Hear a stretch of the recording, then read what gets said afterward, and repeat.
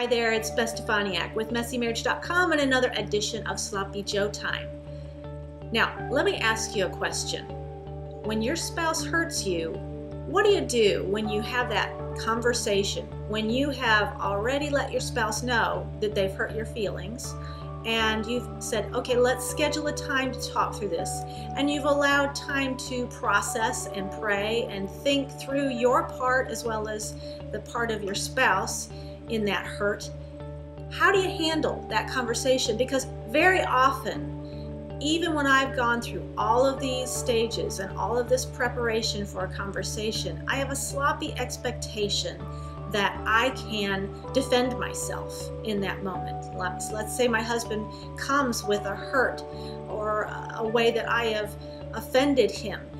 All I'm doing when he's sharing very often is trying to defend myself and trying to make my case and punch holes in what he's having to say. And I miss this golden opportunity to really connect with him, to really empathize with the emotions that he's having, to understand what it means to avoid that behavior, to really own it, what I've done in that moment.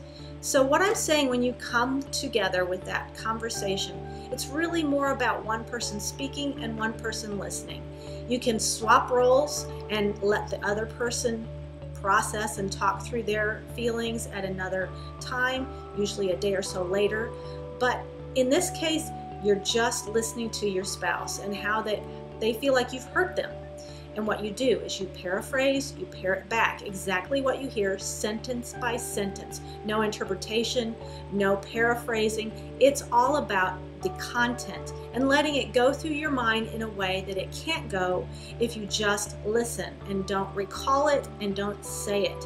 As you do that, you're not only going to understand and empathize more, you're going to remember it more. You're going to have an emotional connection with the words that are coming out of your mouth. Trust me, it will help you to enter into your spouse's world. It will give you the ability to empathize with what you've done to them. It will help you to drop your defenses and really zero in on what the issue is. And it will also validate the person who's sharing.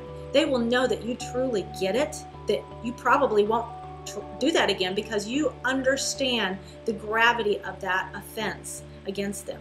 So I have a tool for this. My husband and I have been using. It really is helpful. We've experienced this great impact on our ability to work through a conflict. I will be sharing that on Messy Marriage at some point.